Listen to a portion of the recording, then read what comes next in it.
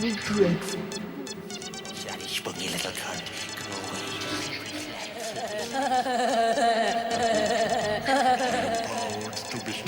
I am proud to be stupid. Tonight on Brass Eye, are we in a state of irreversible decline? What's the reason? What can be done about it? And if there is a solution, who on earth is going to put it into action? Or is everything just great?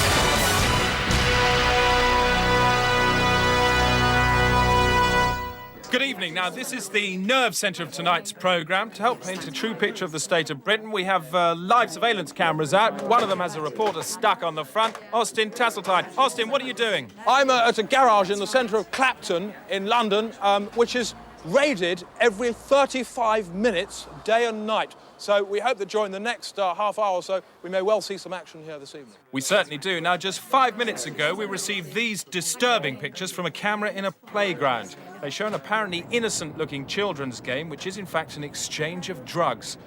There they go. And if you think about it, those two children are extremely lucky not to have been killed to bits. The State of Britain. 1996. What is the true state of Britain?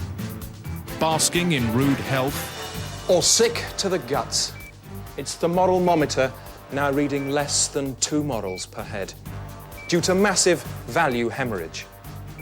Some would say Tish and Fipsy, but others wouldn't, due to repeat woundings from weapons like this and this.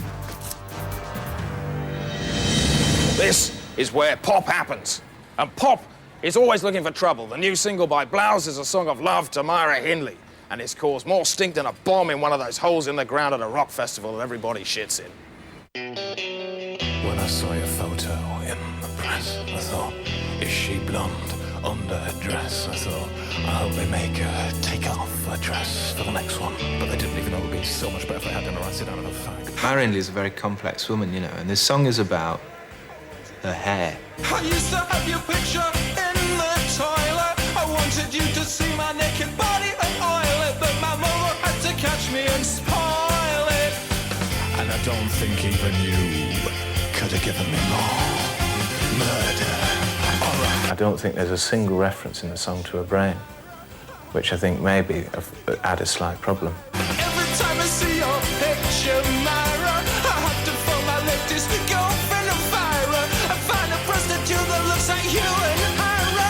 Oh, your Myra. I do think if somebody's gone and bought this record, just because of the fuss that's been made about it, I think they should throw it away. And then they should go and buy another copy because they like the song. You better watch out, lady, I'm gonna have your lady. Just because I want her, just because I can get her and you can't. It's a pogo on that, you twat.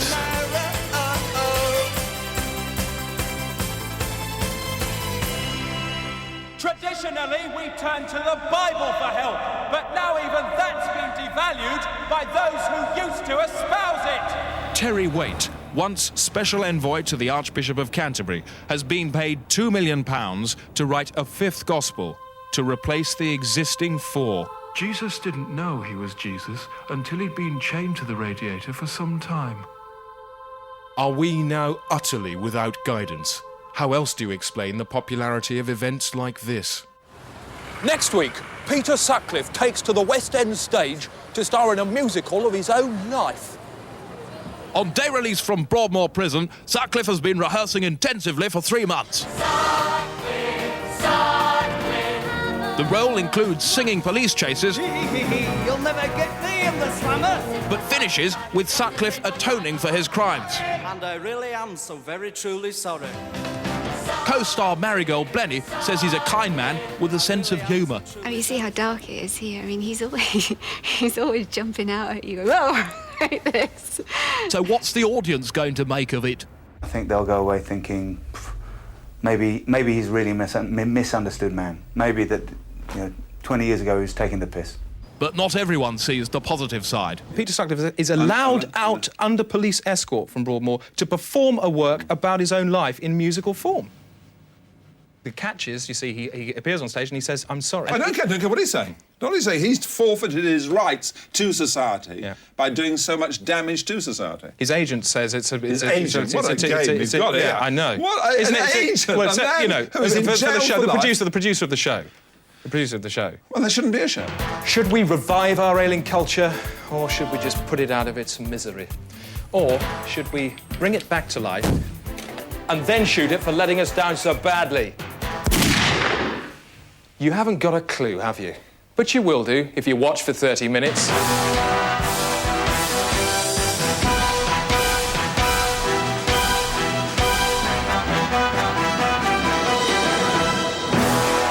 Now, if you want to take part in the programme and let us know what you think of Britain's state of decline, then please do make use of our phones.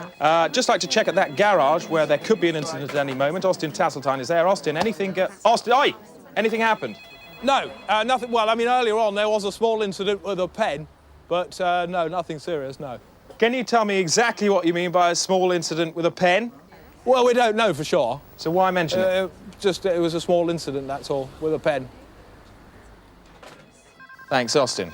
Well, now to shocking events that have actually happened, as we lift the whistle on drugs in the workplace and show how employees at Shaftesbury's Jams in Colchester are using illegal high drugs on a daily basis. Shaftesbury's Jam has run at a profit since 1977. Staff are encouraged to use cannabis, cocaine, crack and heroin whenever they feel the need. It's the weekly production meeting. The new product, Loganberry Jam, is behind schedule. Yeah, there is a delay. It's a twofold problem, really. I needed a clearer indication from marketing about 5 weeks ago of the shape of jar that we were going for. If I'd had it then, we'd only be about a week behind now. But I've got a couple of points I'd like to make here. I mean, Graham's lead times are way too long. They're not my lead times. These are the times given to me by the company. The company has used drugs to improve its performance for the past 17 years. Far too long. That's what's holding us up. Exactly. An hour later, the drugs are speeding efficiency and decision-making. The odd shirt is changed as old veins are damaged, and a small vomiting has taken place. There's no conceivable way we can make a profit. It's pretty fucking simple. The only problem seems to be Matthew, a new recruit from Spiller's Dog Foods, who's inexperienced at crack. Prestige jam, and that's what we've done. He's beginning to suffer. Having 75% fruit content. We do still have a prestigious product, Mandy, but I must agree with Matthew on this point. Because of financial restraints, our hands are tied. What if the lids were berry-shaped? Okay. We could have berry-shaped lids. No, we'll start at 70%, and then over a 2-year period, we'll decrease to a 55%. 18 months. I don't see how we can do that. Well, because of our restraints, I'm afraid. Run it. Go with what I've decided. And I've decided that we'll start at 70%, and then over a 2-year period, we'll reduce to 55%. 18 months. No, I think 2 years has got to be the period, Matthew. I think 18 months is too short a time. Next business. Apricots. More jar trouble, Graham. Yeah. They're breaking. It's just it's a temperature control. Jam's coming out about a couple of degrees hotter than normal. Just really got to work on the thermostat of the valves. We should be all right. It's nothing to do with the German machinery. No, the machinery's fine. With the machinery itself. In time, Matthew will learn his level. With company profits still rising, it is unlikely that anyone here will want to change the chemistry.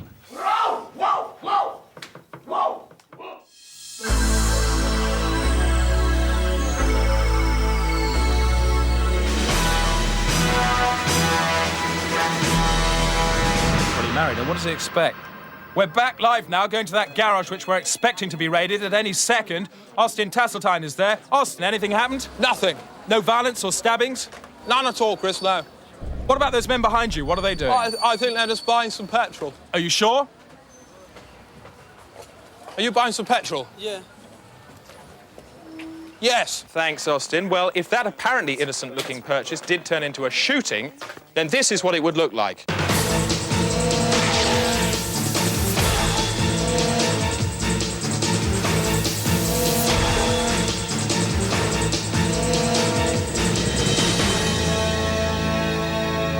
Now, according to experts, that's exactly what We would happen. certainly hope so, yes. Belt up.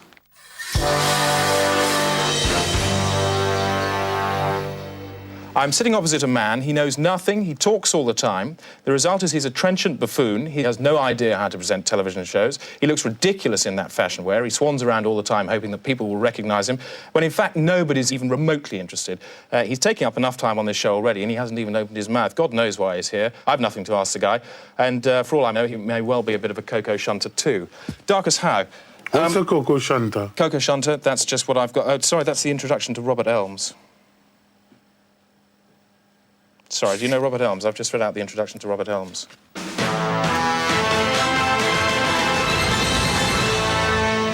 just caught fire, it wasn't my fault. Back to our live cameras now. Austin Tasseltine is at that garage. We're expecting to be raided at any moment now. Austin, any incidents yet? There's still nothing going on here, Chris, apart from young Seagull that seems to have broken into the booth and is making the man there rather unhappy. Fucking bird.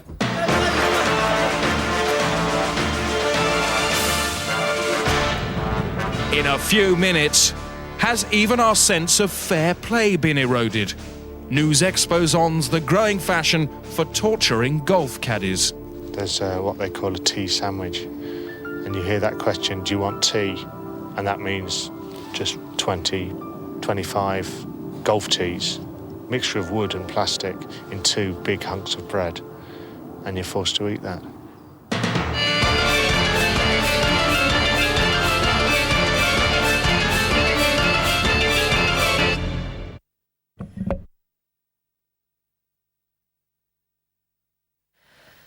The broadcaster and entertainer Clive Anderson has been shot dead by television host Noel Edmonds at his house in Cornwall this evening.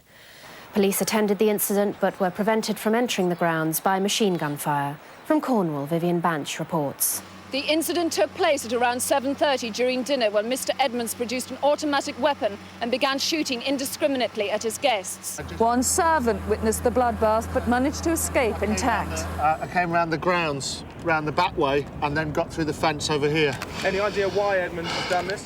No idea. He's never done it before. An hour later, Edmonds appeared at a top window with blood on his face and threw what may have been a head onto the ground below.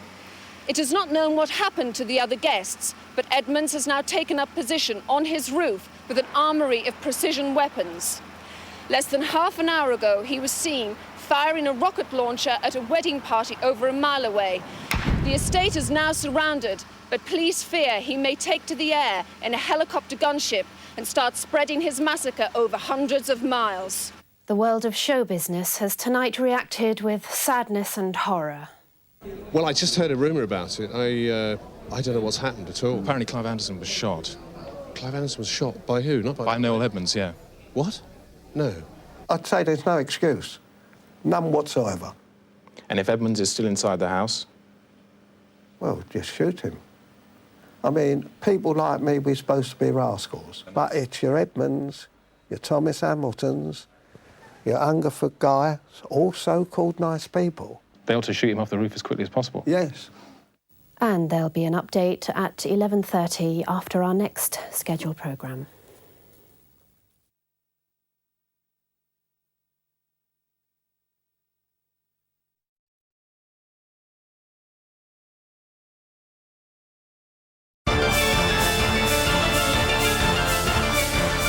Coming up, can our decline be blamed on God?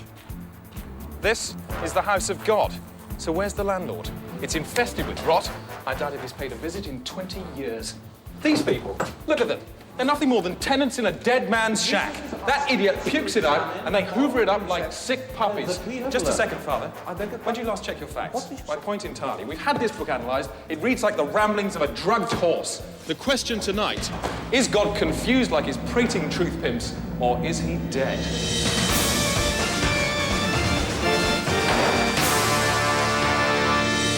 The Catholic Church is in turmoil after an apparition claiming to be Christ drunkenly cursed pilgrims at a holy site in Yugoslavia. He called us fucking idiots and said drink St. Peter's piss. Cardinal Hume was badly shaken by the vision and today issued what could be a resignation statement, saying, "It was bad enough to see him curse like a footballer, but I lost my faith completely when he farted on my balls."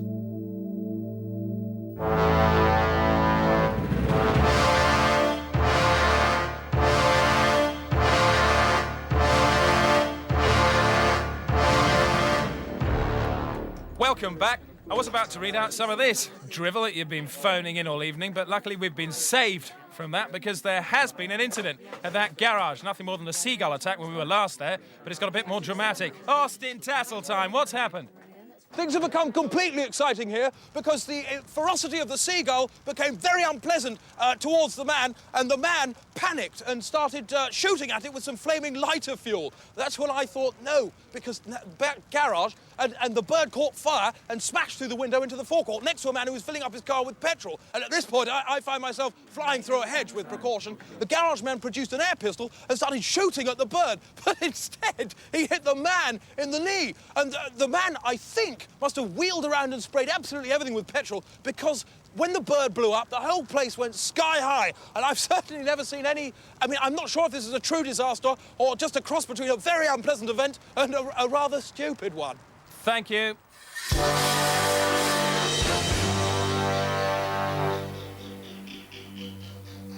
This is the Frankie Fraser madometer, right? So it's a low miff down here, and mad as a lorry up that end, and all the stages in between. Some examples, right? Somebody gives you a bit of verbal GBH of the ear roll. Is that low? That's low, yeah. That's low, OK, so that might go there. Some Herbert's touching up your bird. Wouldn't like that, no. OK, fondle by a nonce. Oh, he'd suffer for that. Right, OK, so that might be up here. Being grassed up to the filth. That would have to go up here. Right up here. OK, now I'm interested to see what happens now. Reading about a pervert who interferes with the kids. Well, if you had another one further along here... So that can go actually off the scale? Yeah. All right, and I just want to... Anything go with him. Anything at all? Anything. Right. Here you are being grassed up to the filth. How would you feel if you there had accidentally grassed yourself? Well, that's my own fault in the beard, wasn't it? So that will make you less mad? Well, if I've accidentally grassed yourself, you'd have yourself to blame. But how on earth could you grass yourself? I don't know, you might have got drunk or something, you might have given yourself away. No way, no, you don't do that. That can't happen, no. We're too experienced now. Was there ever a time when you weren't experienced? Never, no. Do you think you were born experienced enough not to grass yourself? I think so, yeah.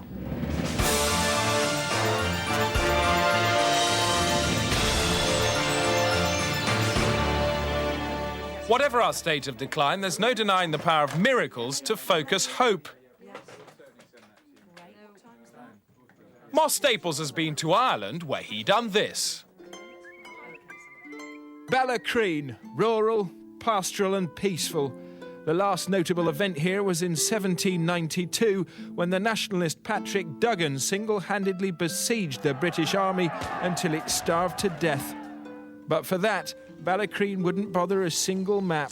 Or a guidebook. There's only one entry. It's less than an inch long. But all that's changed now because of that one. Patricia O'Dennell, the local girl who says she saw the statue of Mary driving a car through a field. Patricia, what does the statue do? It kisses me and tells me everything will be all right with Daddy. 2 days later, Spike D'Nabony claimed the statue had driven into his garage and asked for petrol. I thought I heard her say really quietly, fill her up. So I did. She pulled a face. Went like this. Villagers at the grotto started incorporating the face into their prayers. Many say they hear the sound of roaring engines or see puffs of smoke from the grotto exhaust pipe. The driving statue has also brought pennies from heaven. If you look for a doubt here, you won't find one here. The proof for me is that they found a white plaster powder, and they're after sending it off for testing, and the results came back, and there's virgin DNA in the plaster. No one takes it more seriously than Patricia's mother. I gently suggested she might like to pray in the middle of the road, and that if she were to be killed by a car, then the chances of her going to heaven would be higher. When you're kneeling in the road, do you think, I want a car to come and hit me? Yes. Kneeling girls, statues driving cars. What's going on? 10 years ago, a man was arrested in the area for driving statues around in a car. Was it him? Right, not you then. He told us not. Could the priest explain it? Well, I think it's unlikely it was a miracle, but the fact that the car has been driven on the right-hand side might indicate that she came from the Holy Land. No. The most likely explanation is that people are just seeing some blue light bouncing off a strut. But try telling that to these bog-brain Murphys. You'd have more chance of getting a blowjob from the Pope.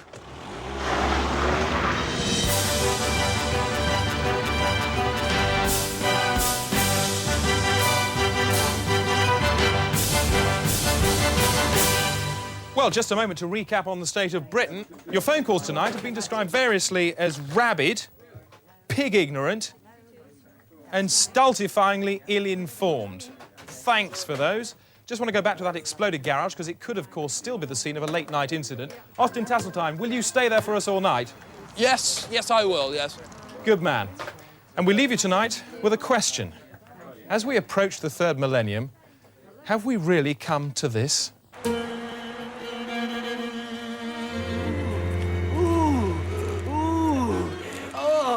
I'm afraid the answer is yes. Good night.